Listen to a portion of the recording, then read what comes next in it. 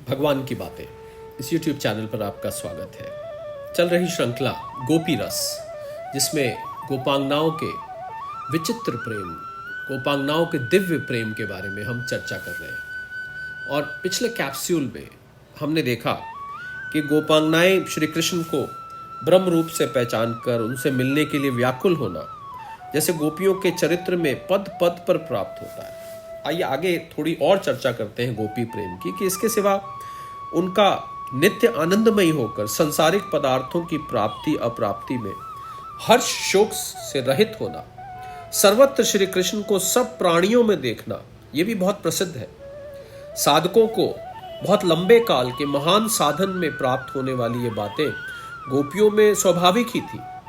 इसी से भगवान श्री कृष्ण ने उन्हें अपना रहस्य खोलकर बतला दिया और अपने स्वरूप का साक्षात्कार दर्शन कराकर उनके साथ दिव्य क्रीड़ा करके उन्हें श्री कृष्ण रूप बना लिया। ज्ञानियों से विशेषता ये रही कि इसमें सारी बातें केवल विचार के आधार पर ना रहकर प्रत्यक्ष इंद्रिय गम्य हो गई। साक्षात परम ब्रह्म महान सुंदर द्विभुज मुरली मनोहर रूपधारी बनकर स्वयं भक्तों के साथ नाचे। अपनी रूप माधुरी से भक्तों के चित्त को चुराकर अपनी मुरली ध्वनि से प्रेमी भक्तों को खींचकर अपने पास बुला लिया और उन्हें सब प्रकार जैसे कृतार्थ कर दिया। एक महात्मा ने दिव्य दृष्टि से देखकर सखी भाव में प्रवेश होकर कहा कि हे सखी, एक कौतुकी की बात सुन। मैंने आज बाबा नंद के आंगन में वेदांत के चरम सिद्धांत ब्रह्म को गो धूली धूस रहित अंग हुए नाचते हुए देखा है। और भगवान श्री कृष्ण की अगर रूप माधुरी की बात करें तो भगवान की उस रूप माधुरी का वर्णन कौन कर सकता है। वे एक बार जिसकी ओर प्रेम की नजर से देख लेते, उसी पर प्रेम सुधा बरसाकर उसे अमर कर देते थे। उसकी सारी विषय आसक्ति को नष्ट कर अपना प्रेम बना लेते। पंडित जगन्नाथ हुए, उन्होंने कहा कि रे चित्त, तेरे हित के लिए तुझे सावधान किए देता हूं।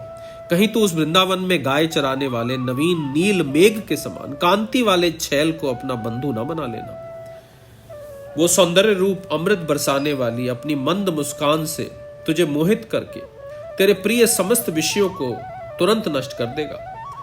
अद्वैत सिद्धिकार मधुसूदन सरस्वती स्वामी जी को भी उसकी रूप छटा के फंदे में पड़कर स्वराज्य सिंहासन से च्युत होना पड़ा था।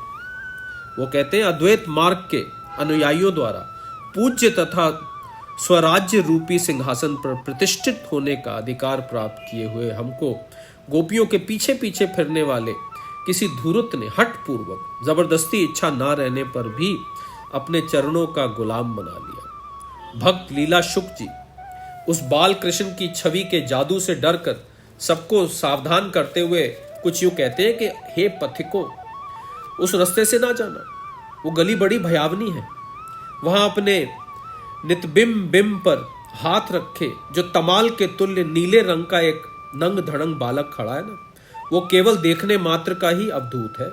असल में तो वे अपने पास होकर निकलने वाले किसी भी मुसाफिर के मन रूपी धन को लूटे बिना नहीं रह सकता।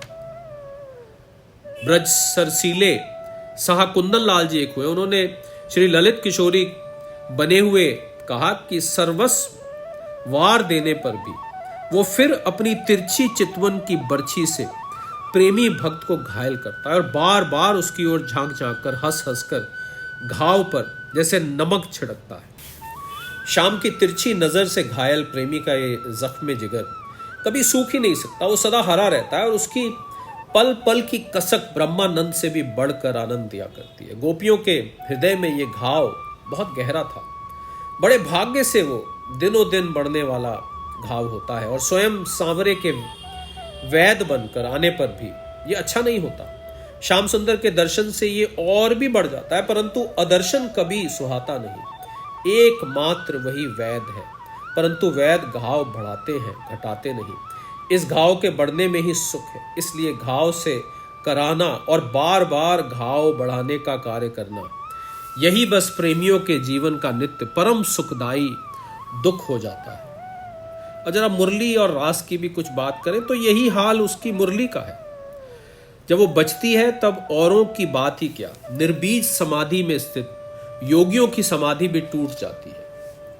वो वंशी ध्वनि निकलते ही जड़ को चेतन और चेतन को जड़ बना देती है। इसी में एक बार एक गोपी ने व्यंग से मुरली की महिमा गाते हुए कहा कि हे मुरारे, अरे मेरे रसोई बनाते समय तो तुम कृपा कर अपनी मुरली की मधुर तान ना छेड़ा करो, क्योंकि इस ध्वनि के आते ही मेरी सूखी लकड़ियां हरी हो रस टपकाने लगती है और आग बुझ जाती है, जिससे रसोई भी नहीं हो पाती।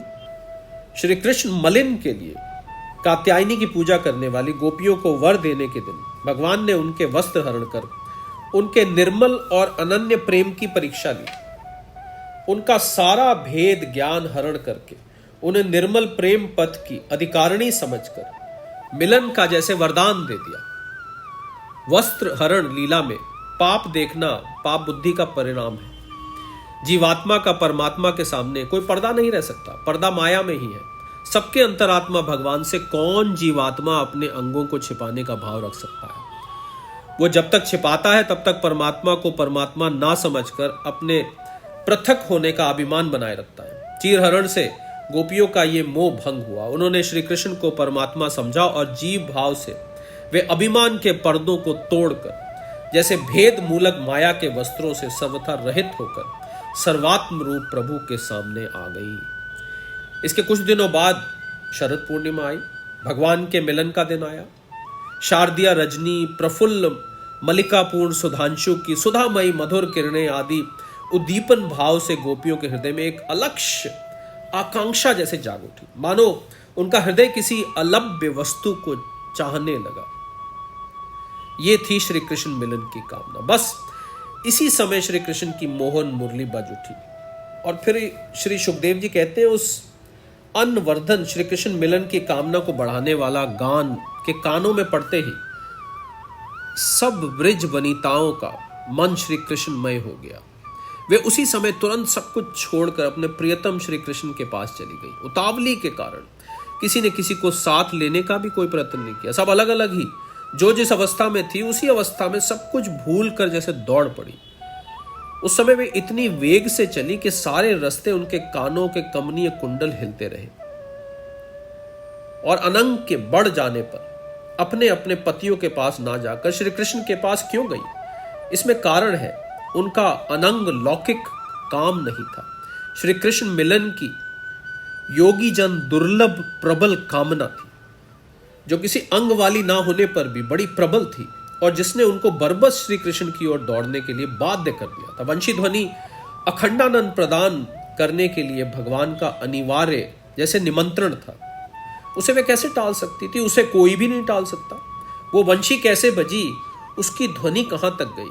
वंशी का वो पवित्र संगीत अपनी सुधामयी स्वर लहरी से समस्त वृंदावन को जैसे अपलावित करता हुआ आकाश में पहुंचकर जलद समूह को स्तंभित करता हुआ, स्वर्ग में देव गायक तुम्बरू को बार बार चकित करता हुआ, ब्रह्मलोक में सनंदन आदि महामुनियों को निर्गुण ब्रह्म की निर्बीज समाधि को भंग करता हुआ, स्वयं प्रजापति ब्रह्मा को विस्मित करता हुआ, यूं ऊर्ध्व लोक में अपनी विजय पताका को फहराकर नीचे पाताल की ओर चला और वहां राजा बलि को चौंकाकर नागराज अनंत शेषनाग के सहस्त्र फणों को कपाकर अखिल ब्रह्मांड कटहा को भेद कर श्री कृष्ण की वो वंशी संगीत सब ओर फैल गई।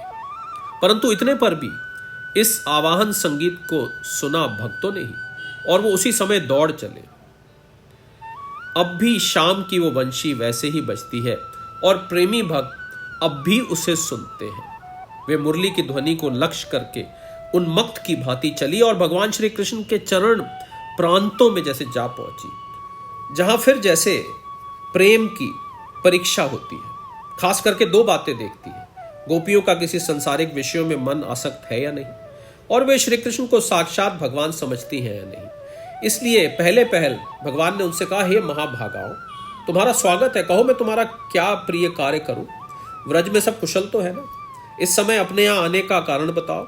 और गोपियां भगवान की ऐसी वाणी सुनकर मुस्कुरा दी और कुछ बोली नहीं। भगवान फिर बोले, सुंदरियों देखो, रात्रि बड़ी घोर है, इस समय बहुत से भयानक जीव इधर उधर फिर रहे हैं, इसलिए तुम लोग तुरंत ब्रज को लौट जाओ। यहाँ स्त्रियों का अधिक देर ठहरना ठीक नहीं है। तुम्हें घर में ना देखकर तुम्हारे माता पिता, पुत्र, भाई, पति तुम्हें ढूंढ रहे होंगे तुम यहां ठहरकर अपने घर वालों को व्यर्थ घबराहट में मत डालो। और यहां भगवान ने संसारिक अति निकट से संबंधियों की बात याद दिलाकर यह जानना चाहा कि देखें गोपियों के मन में उनके प्रति मोह या उनसे भय है या नहीं। ये माइक जगत में है या ईश्वर अभिमुखी है। परंतु गोपियां इस परीक्षा में पास हो गई। ऋषि पत्नियां इसी प्रसंग पर घर लौट गई थी। गोपियां कुछ नहीं बोली। उनके चित्त में संसार की आत्मीयता का कुछ भी मोह नहीं जागृत हुआ। वे भगवान परमात्मा श्री कृष्ण के प्रेम में डूब रही थी। चांदनी रात की सुंदर शोभा देखकर गोपियों के मनों में श्री कृष्ण प्रेम जागा था। यह जागृति लौकिक थी या दिव्य, इसी को जांचने के लिए भगवान ने फिर कहा, तुम रजनीश की रश्मियों से रज्जित और यमुना जल के स्पर्श से शीतल मंद मंद पवन की गति से हिलते हुए नव पल्लवों से सुशोभित एवं कुमुद कुसुम मंडित मनोहर इस वृंदावन की शोभा देख चुकी। अब हे सखियों, देर ना करो, तुरंत ही ब्रज लौट जाओ और अपने अपने पतियों की सेवा करो। देखो बालक और तुम्हारी गायों के बछड़े रो रहे होंगे, जाकर दूध पिलाओ, गाय दोहो। सती स्त्री के लिए पति सेवा से बढ़कर भला कौन सा महत्व कार्य हो सकता है। भगवान ने सती संबोधन करके पतियों की याद दिलाई। माता को पुत्र और ग्वालियों को गौ बछड़े बड़े प्रिय होते हैं, उनका भी करुण शब्दों में स्मरण कराया है। इनका मन पति पुत्रों में है या नहीं, सबसे विरक्त होकर केवल मुझ भगवान में है, ये जानने के लिए भगवान ने इन्हें इतनी बातें कही। गोपियां अब भी कुछ नहीं बोली। अब की बार अपने बाहर के सौंदर्य की महिमा दिखलाकर ये जानने के लिए ये केवल सौंदर्य पर ही मोहित है या मुझे ईश्वर समझकर आई है। तो अगले कैप्सूल में देखेंगे कि भगवान ने फिर आगे क्या कहा। इस भगवान की बातें यूट्यूब चैनल पर चल रही श्रृंखला गोपी रस के इस कैप्सूल को यहीं विराम देते हैं। अगले कैप्सूल में जुड़ने तक सादर प्रणाम।